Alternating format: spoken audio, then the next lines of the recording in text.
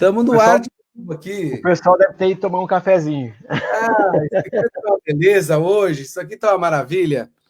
Ô, Luiz, você tá falando, a gente estava falando das filas imensas, e como é que está a proteção dos trabalhadores bancários, dos seguranças, do pessoal todo que está no entorno da agência? Como é que está eles estão com equipamentos de proteção individual? Como é que está sendo feita a proteção e como é que o sindicato está atuando nessa questão? Legal, Hélio. Primeiro, parabenizar o Comando Nacional dos Bancários, né?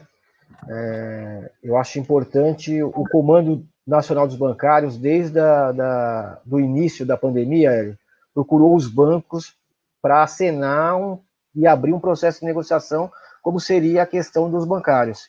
Eu acho que a gente avançou bastante em criar uma mesa de negociação permanente. Eu acho que avançou bastante em relação à nossa necessidade. É claro que cada dia é um dia, Hélio.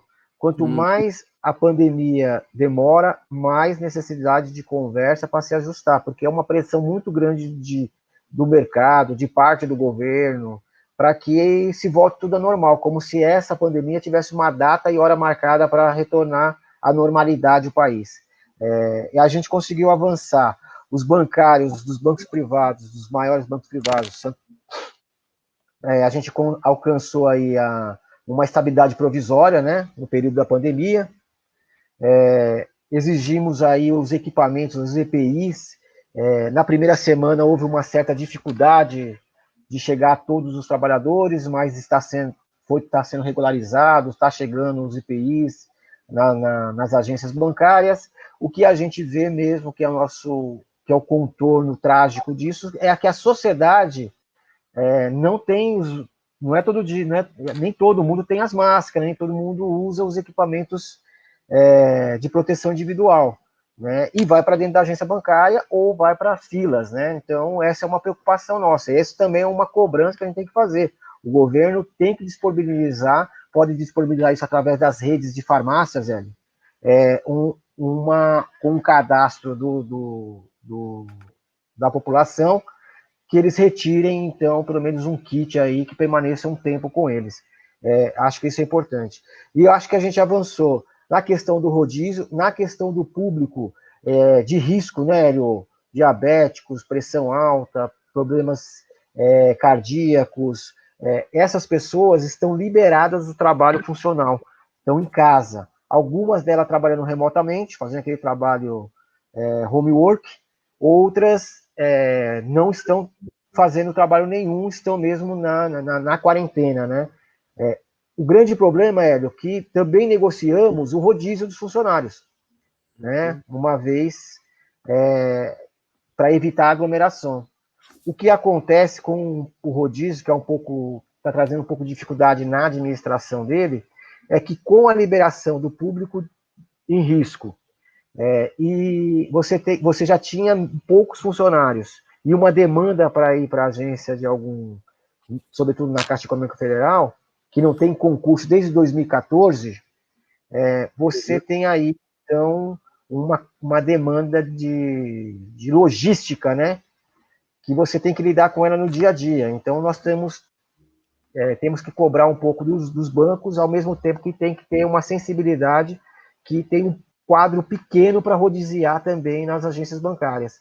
De qualquer maneira, a gente entende que uma vez negociado, tem que ser cumprido, né? Então, mas eu acho que a gente avançou bastante na categoria bancária, precisamos avançar mais. Hélio, todo mundo tem que dar a sua cota à parte, não é bondade de ninguém, porque o trabalhador, se a gente fazer uma análise crítica, Hélio, todo mundo concorda que o trabalhador pode ficar em suspensão do seu contrato de trabalho, todo mundo concorda que o trabalhador pode diminuir o salário, porque diminui a hora de trabalho, todo mundo concorda que o trabalhador tem que receber só R$600, mas você não vê ninguém falando que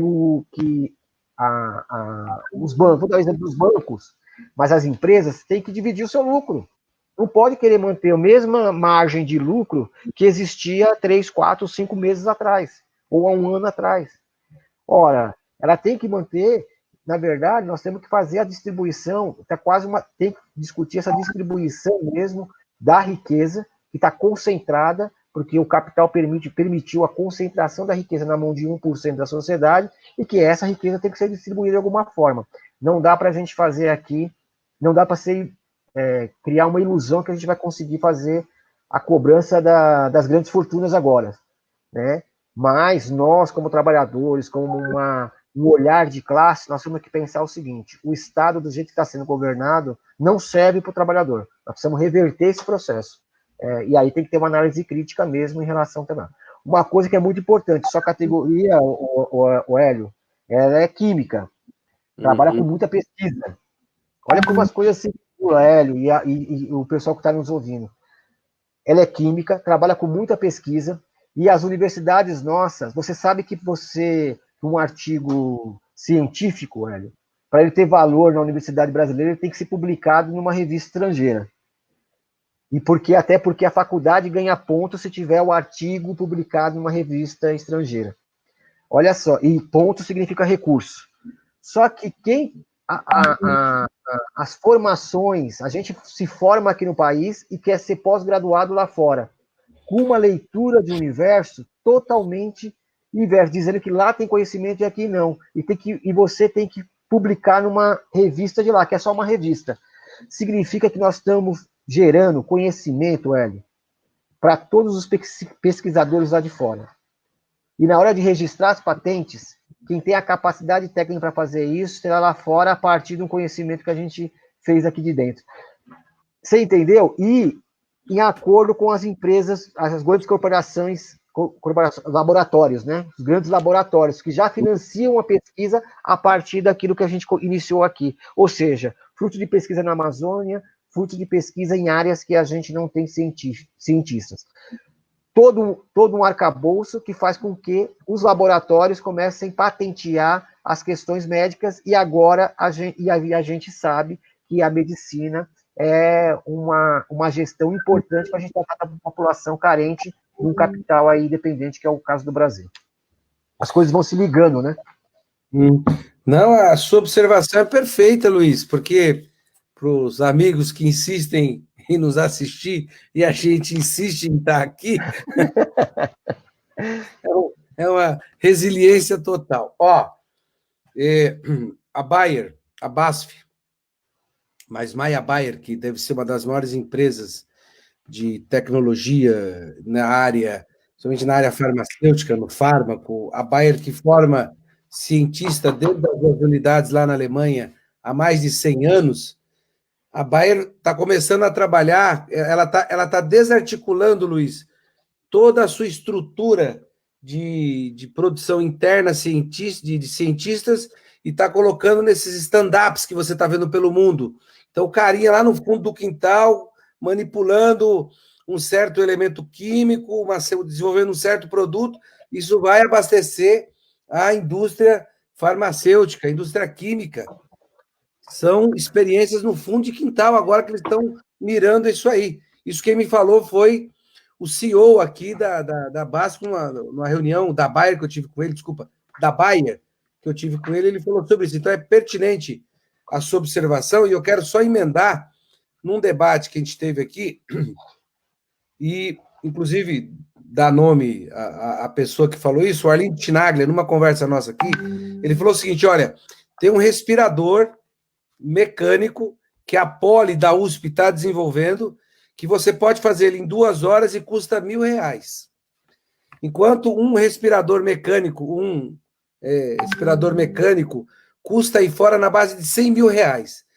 Olha o que é a importância do conhecimento. Quer dizer, se a cada duas horas você faz um respirador que custa R$1.000, imagina quantos nós não podemos fazer aqui, quantas pessoas a gente não pode salvar, desde que o Estado esteja voltado para o bem-estar da sociedade, o bem-estar comum do cidadão, como você bem falou, é isso mesmo. Nós estamos no momento agora que a gente tem que falar, olha, esse Estado que está aí, há 40 anos o projeto neoliberal vem sangrando os Estados nacionais, e nós chegamos nessa situação que a gente chegou hoje, primeiro, porque é a ganância do sistema econômico, sistema financeiro que você conhece muito bem, em detrimento da vida humana em detrimento do planeta. Então, muito bem colocado por você. Eu fiquei sabendo que os bancários conseguiram estabilidade até o final do ano. Não sei se é isso, não sei se eu me engano, se foi isso. Isso, Vocês eu coloquei. 200 e poucos bancários em home Isso, office também, não é isso, Luiz? perfeito. Então tem aquela parcela que está em home office, uns 200 mil, um pouquinho mais. Conquistamos realmente a estabilidade até o final. Eu coloquei até o final do Covid, mas na verdade até o final, até dezembro. Né? É importante ressaltar isso. Mas a gente sabe que a pressão, mesmo no sistema financeiro, ainda mais com a abertura das medidas provisórias, o Hélio, permite que qualquer empresa no país, quer dizer, não faz uma análise de que empresa que tem capacidade de manutenção de emprego, qualquer empresa no país possa aderir aos programas do governo federal que reduzem salário e jornada, né, e que podem até, inclusive, suspender o contrato de trabalho. É um absurdo você fazer isso, quer dizer, o banco, na letra da lei, o banco estaria apto a entrar dentro de um programa desse.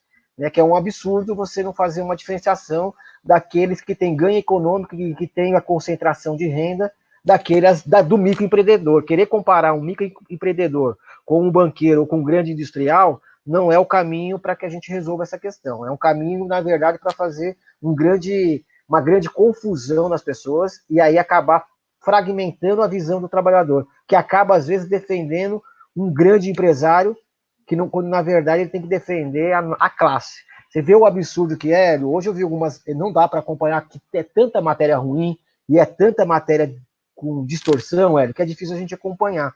Mas hoje, olhando aí nas matérias, a gente vê um empresário aí que promoveu um ato onde colocava os funcionários da loja em frente à loja, com máscara e pedindo para a abertura do comércio de joelho, pedindo a abertura do comércio. Quer dizer, olha só a leitura de tratamento que esse pessoal tem em nome do quê? Abrir um comércio em nome do quê? Porque a economia, se as pessoas não têm crítica, Hélio, ou são ruins mesmo, porque não tem uma análise de que a economia global não vai exigir um capital de um país da periferia, que é o nosso, girar a economia de uma hora para outra. Não é estalar o dedo, não é abrir todas as portas que a economia vai crescer de novo. Vai ser com bastante cuidado. O plano da Espanha me parece que aponta para isso, né? Eles estão fazendo um plano para uma retomada, mas também a gente vê que ali também não vai dar certo, não é tão rápido assim. Agora, não dá para pensar, não é só abrir a porta, você abre a porta no dia, não vai ter. Todo mundo está endividado, Hélio. Está todo mundo se endividando. Quem não está endividado vai ficar endividado, porque a gente precisa comer, se alimentar e gerar um pouco de. Fora a questão da medicação, né? Porque a gente não tem nenhum programa ainda para liberar medicação para essa camada da população pobre. Quer dizer, são ações que já deveriam ter sido apontadas pelo governo federal e não são apontadas. A única coisa que eles fazem, Hélio, inclusive o ministro agora, que é o ministro da Saúde, que veio do mercado privado, parece que eles têm um olhar apenas pensando o seguinte: nós vamos ter que retomar a economia, nós temos que voltar a fazer crescer, nós não podemos ficar presos nesse momento. Claro, ninguém quer ficar preso nesse momento, mas a realidade é dura e, infelizmente, a gente não pode fazer de conta que ela não existe, e o governo está fazendo de conta que ela não existe. Por isso que a gente cobra a responsabilidade do governo federal e cobramos, e nós, como articuladores da sociedade, temos que ter paciência. Para nós, nós nunca quisemos, Hélio, fazer desse momento um momento para a gente fazer luta política. Porque a nossa luta política é em cima das propostas que eles não têm mesmo e não partilham, e fazem uma confusão de valores na sociedade. A nossa proposta hoje é valorizar a vida humana, e a partir daí pensar um Estado que garanta essa valorização pós o Covid-19. Pós essa pandemia, a gente tem que acreditar que tem um Estado que tem que ser forte, um Estado que discuta com as corporações, isso que você falou. Como é que as corporações dominam todas essas patentes? E isso é patente tanto na área da medicina, Hélio, como na área de conhecimento, porque as universidades estão vinculadas a esse método. Ou seja, eu tenho que publicar coisas fora do país, então o conhecimento vem de fora, então a minha cabeça fica uma cabeça de colonizado, não é uma cabeça de gente crítica para o país dentro da América Latina num contexto específico. É um país que vive colonizado dentro de uma leitura do que acontece em Harvard, em Colômbia, em Oxford, em outras universidades, porque lá nessas universidades, eles defendem o país deles, defendem aquela dimensão. Se você falar em Harvard que é uma universidade que eles defendem o país. Eles não estão defendendo. E nós temos universidades aqui que defendem o que defende Harvard, o que defende Oxford, o que defende essas outras universidades de fora do país, por causa da pesquisa, porque a pesquisa só é reconhecida se passar por lá. Eu acho que isso precisa resolver, para melhorar a cabeça nossa crítica na sociedade, né? Para a gente ter uma valorização dessa geração que está vindo. Aí o que você vê na fala dos ministros, do presidente, que o ministro da Educação quer fazer as escolas, o ensino militar. Quer dizer, nada mais arcaico, nada mais atrasado, nada mais autoritário do que você não discutir o futuro, querer discutir o futuro com a cabeça do passado. Eu acho que são... E essas coisas vão se articulando, Hélio, que é tão difícil a gente discutir que seria um tema para cada coisa dessa. Mas em relação a essa pandemia e ao sistema financeiro, a gente também está envolvido nisso, porque a pessoa quer virar CEO, a pessoa quer virar empresário, a pessoa quer virar economista, a pessoa quer virar um investidor, né? E o mercado está falando, não, o dólar bateu essa semana aí um recorde, né, Hélio? Então, essas oscilações a partir da vontade das pessoas, da vontade do mercado, é que a gente tem que ter uma crítica e tem que ser firme nessa crítica, porque a gente não pode aceitar isso, continuar numa crise humanitária desse porte. Não, perfeito. Eu queria endossar uma fala sua sobre essa questão dos empresários espertinhos. Tem empresário na categoria, na nossa, que está lucrando bastante, que produz álcool gel, né? E, por incrível que pareça, queriam fazer um acordo para reduzir jornada e salário de alguns funcionários. Se eles estão contratando, é muito importante isso. Ô Luiz Carlos, não te parece que esse governo, além de todas as críticas, de toda essa coisa destrambelhada esse governo é muito incompetente, cara. Ele não tem competência para poder guiar uma nação. Esses militares que estão, eles não têm projeto de nação, não têm projeto de soberania nacional, né? Como é que pode uma política de Estado ser subordinada a interesse internacional? Como é que você defende o interesse da sua nação? Que é o que a gente está vendo agora. Outra coisa é que nós não vamos sair rápido dessa crise. Ela não aponta saída rápida. Concordo com você, não dá para ficar abrindo porta de nenhum tipo de estabelecimento e que isso vai resolver absolutamente nada. Por exemplo, Luiz, tem algumas empresas do nosso ramo que fornecem para montadoras e as montadoras retornam, talvez, a produção em julho. Até lá eles não vão receber nenhum tipo de produto. Então não adianta você produzir, porque você não vai conseguir entregar. Então acho que isso é uma discussão bastante importante, porque eu acho que nós estamos, como você falou muito bem, Luiz, nós estamos discutindo salvar vidas. Esse é o projeto nosso agora, salvar vidas. Para salvar vida, os bancários não podem estar expostos a uma ação de governo, como os companheiros da Caixa Econômica Federal, destrambelhada, que faz uma fila quilométrica, e se tem uma pessoa infectada ali, já ficou todo mundo infectado, o governo não tem nenhuma responsabilidade, é um governo genocida mesmo, é um governo genocida. Hélio, só uma linha isso, para as pessoas entenderem a dimensão disso. A própria OCDE, Hélio, estima 8 milhões de pessoas que poderão perder o emprego no Brasil. Esse é um dado importante que a gente não pode deixar passar solto nas redes, porque isso reflete o tamanho que pode ser essa crise. Né? E as pessoas não podem querer aproveitar esse momento para depois falar, olha, agora a gente vai cobrar de toda a sociedade. Sabe o que é o problema, Hélio? Isso que você está falando? Quando acabar essa crise, se o trabalhador não tiver uma análise crítica e unidade, ele vai acompanhar uma visão de governo que vai dizer o seguinte, olha, como a gente já fez muito esforço lá atrás, agora a gente tem que terminar de vender esse país para todo mundo. Vamos entregar as outras empresas, vamos entregar o patrimônio público, porque a gente fez tudo que podia fazer durante a crise. E a gente não pode entrar nessa leitura da realidade dessa maneira. Não, é perfeito, Luiz. Ó, o Luiz Cláudio Marculino Isso que eu ia tá falar. aqui, falou que travou o vídeo e não consegui. Está acompanhando lá a live nossa. Em outro momento estaremos juntos. Já vamos remarcar com o Marculino. É fundamental a participação do Marculino, porque ele passou pelo Estado, né? Ele já passou pelo Estado, já passou pelo Legislativo, pelo Executivo, foi presidente dos sindicatos bancários de São Paulo. Eu acho fundamental ouvi-lo, porque ele tem um acúmulo e sabe dos meandres também em relação às negociatas e negociações que acontecem no parlamento. É fundamental ouvi-lo, viu? Ele já esteve com a gente aqui numa live, foi muito importante ele analisando as propostas que o governo estava naquele momento fazendo, as medidas provisórias, e ele alertando para o dinheiro que estava indo para o sistema financeiro, que não estava atendendo às necessidades da micro e pequena empresa, que não estava atendendo às necessidades dos trabalhadores. Então foi muito importante, a gente vai... aqui, ele está tentando entrar aqui. Deixa eu ver aqui. Marculino, você me escuta? Vê se você fala para ver se eu te escuto. E o Marculino, ele... Marculino?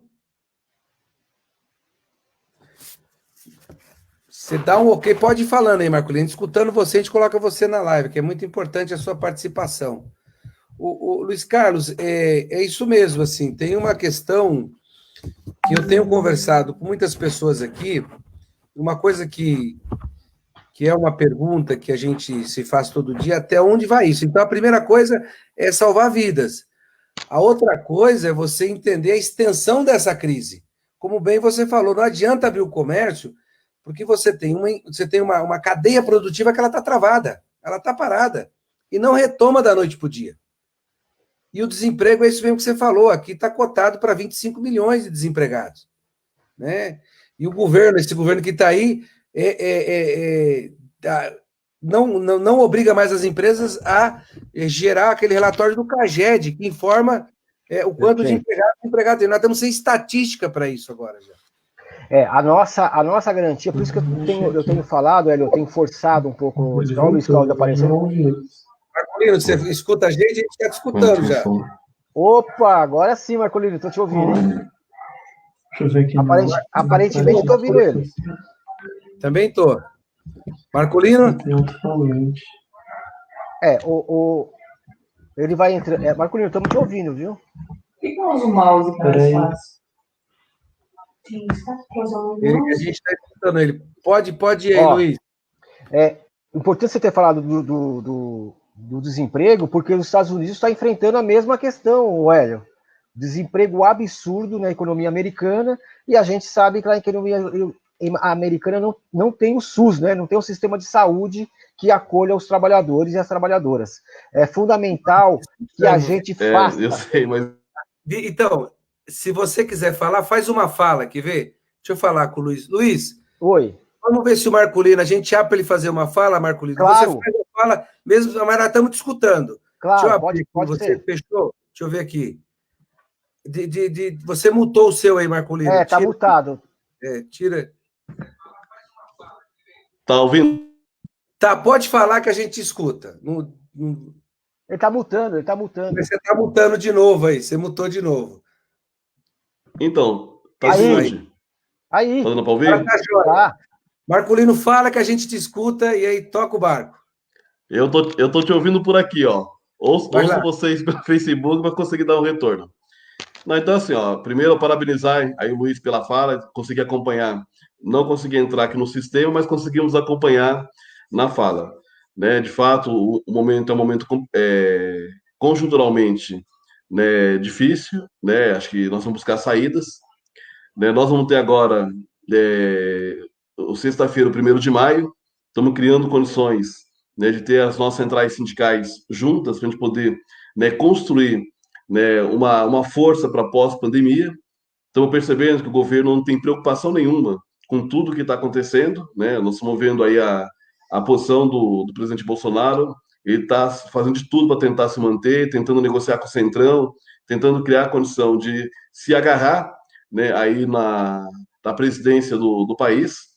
né? E o nosso papel enquanto trabalhadores, centrais sindicais, o Luiz aí no Sindicato de Guarulhos, acho que as orientações para os trabalhadores, que tem muito trabalhador que não está conseguindo, né, pegar lá, né, os R$ 600, e seria muito importante nesse momento o pessoal garantir esse recurso, Hélio e Luiz, pelo menos para conseguir garantir aí uma cesta básica, garantir pelo menos a alimentação, né, nesse período. Então a gente percebe que assim, o governo não tem preocupação nenhuma de tentar, né, buscar mecanismo para tentar solucionar o problema que foi apresentado, né? E nós sabemos que a hora que passar esse processo, tem muitos empresários ainda que estão com dificuldade, terão mais dificuldades ainda, né? São poucas as categorias que estão conseguindo, né, ter um processo de negociação efetiva, né? A gente percebe que foi muito difícil ouvir a sua fala, a fala do Luiz, né? Nós vamos ter que discutir a reconversão industrial, né?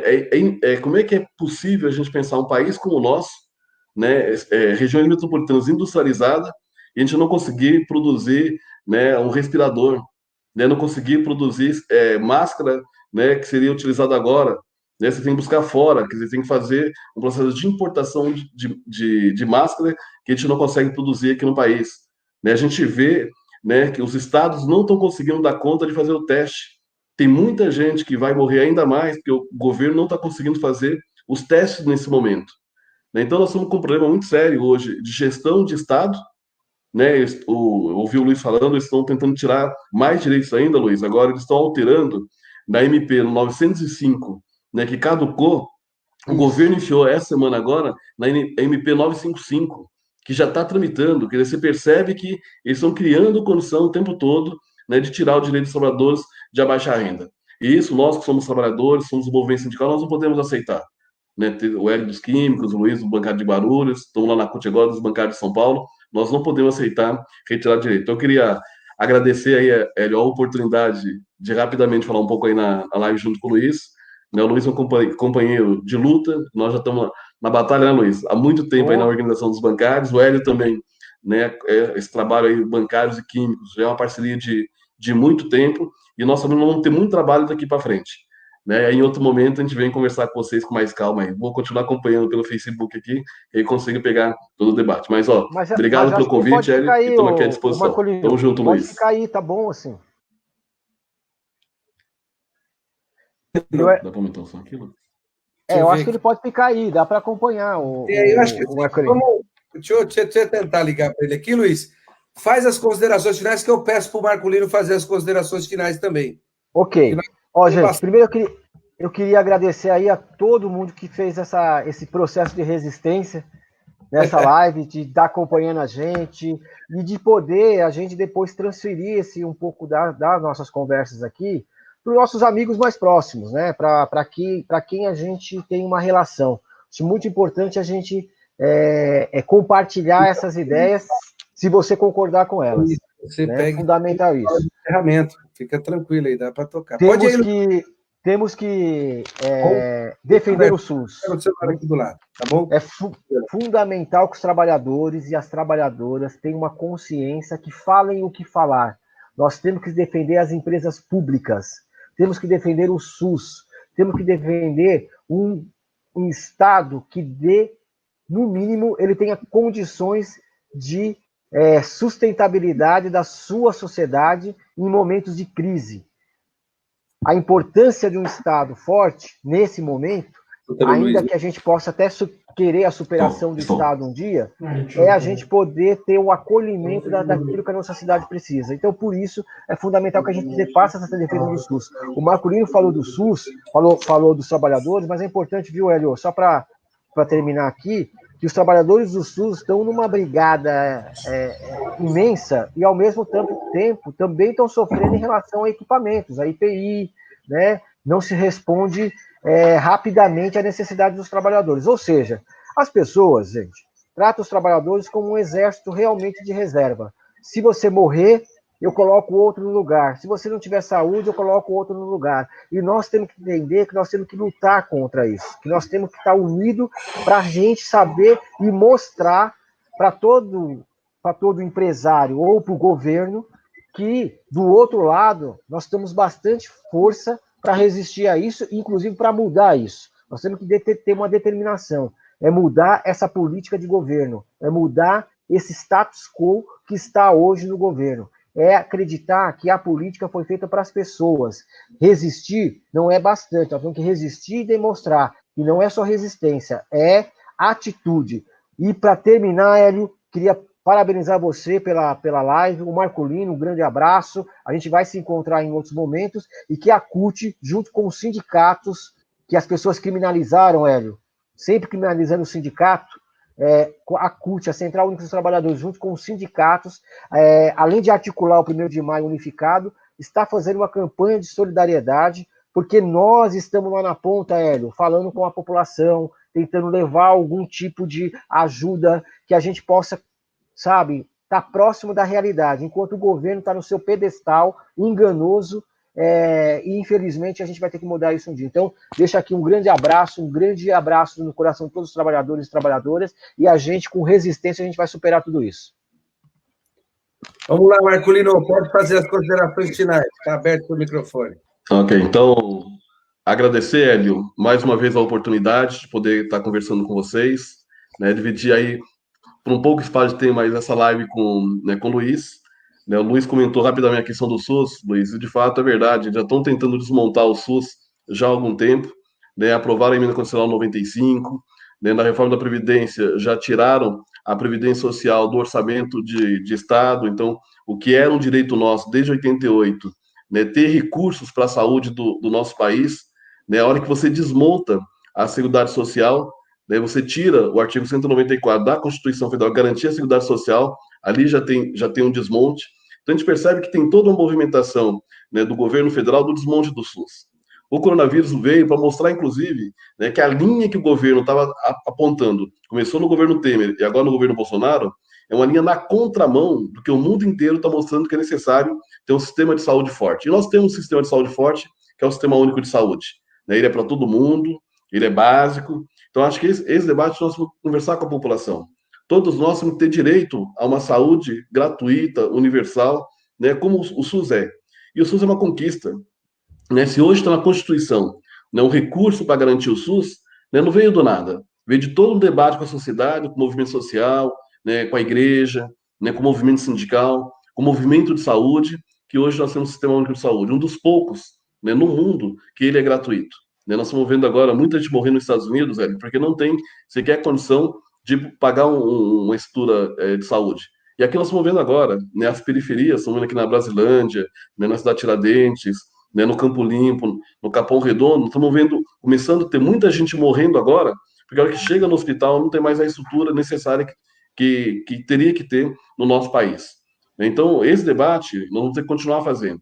Vamos querer continuar mantendo a renda do trabalhador, vamos trabalhar para ter o emprego do trabalhador, querer manter o Sistema Único de Saúde, que são ações mínimas que o trabalhador tem que ter para voltar a fazer a economia crescer. Então, vai ser um árduo trabalho nosso, o 1º de maio é importantíssimo, que é um momento de reflexão, mas nós sabemos que vamos ter muita luta aí ao longo dos próximos anos. Tem muita empresa que vai fechar, mas tem muito espaço também de abrir, e nós temos que garantir o que o Luiz falou, o dinheiro que está sendo pago hoje, R$600, esse dinheiro é de imposto, que o trabalhador já pagou. A hora que ele paga a conta de luz, a conta de água, o imposto de renda, a hora que ele faz um consumo, a hora que ele vai no posto de gasolina, a hora que ele compra um carro, a hora que ele compra... Tudo isso tem imposto. Esse de R$600 é de imposto que o trabalhador de alguma forma já pagou, ou o trabalhador ou o empresário também. O IPI, o PIS/PASEP, tudo que nós temos hoje, o ICMS, tudo que tem de imposto hoje, tudo isso aí vai para o caixa do Tesouro do governo federal e esse dinheiro volta. Então, quando garante que era 200, passou para 600, com toda essa movimentação, não é uma dádiva do governo. Foi movimento, foi uma articulação, foi os partidos lá em Brasília e falaram, não, precisamos nesse momento ter renda para o trabalhador. Então eu sei que tem muito debate para fazer, tive algumas técnicas no dia de hoje, mas mais uma vez, Hélio, agradecer.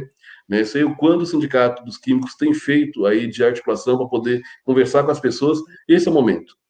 A quarentena abriu um espaço de diálogo para muito mais gente que às vezes a gente não conseguia falar. Então nós temos que aproveitar essa oportunidade, conversar com as pessoas, esclarecer, informar, mas é o mais importante, o pessoal tem que estar junto com a gente. Quanto mais trabalhador estiver junto ao sindicato, às associações, aos movimentos, essa é a articulação que vai garantir que a gente possa voltar a ter um país de fato, e ter um futuro de novo para a nossa população. E essa população não vai ser pelo Bolsonaro.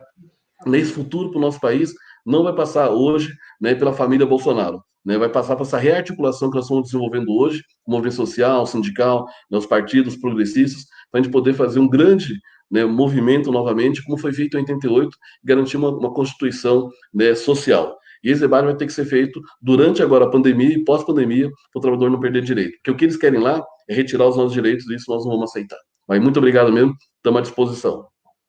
Olha, só uma palavra para tentar resumir isso, o Marco Lino está escutando a gente, mas é gratidão, né? Muito grato pela persistência do pessoal que está aqui na live, que a gente não vai conseguir falar todo o nome de todo mundo. O Luiz, que por uma boa parte do tempo comandou a live sozinho, teve uma confusão danada nesse streamer agora. Muito obrigado, estamos juntos na luta, parabéns pela luta de vocês. Vocês são tão guerreiros, que até a live vocês não desistiram. Passou mais de uma hora e estamos ali, tentando, né? E o Marco Lino com novo visual agora, já com o cabelinho avançado, né? Não tá... O Hélio, você e o Marco Lino depois passa a numeração da tinta que vocês usam para mim, tá? Só eu com barba branca aqui, ó. Isso é segredo guardado a 7 chaves. Obrigado, Luiz. Obrigado, Carlos, gente. a todos os bancários de Guarulhos, parabéns pelo trabalho, pela luta. Parabéns, Marco Lino, grande guerreiro. Faz uma falta enorme no parlamento esse homem. Se Deus quiser, a gente bota ele lá de novo, porque isso aí tem qualidade. Porque o Marco Lino, quando estava como deputado estadual, e eu quero falar aqui uma ação que a gente fez junto com os bancários, que foi uma audiência pública contra o PL 4330 da terceirização. E quem foi o responsável por fazer essa ação foi o deputado estadual na época, Luiz Cláudio Marculino. Obrigado, boa noite, fiquem com Deus, até a próxima, bye, bye. Até mais, tchau. Beleza, conseguimos terminar com muita, mas muita dificuldade essa live de hoje, que contou com a presença do companheiro Luiz Cláudio Marculino, do companheiro Luiz Cláudio Marculino, que hoje é vice-presidente da CUT estadual, foi deputado estadual, companheiro Luiz Carlos, que é presidente do Sindicato dos Bancários de Guarulhos. Um forte abraço a todos, fiquem com Deus e até a próxima.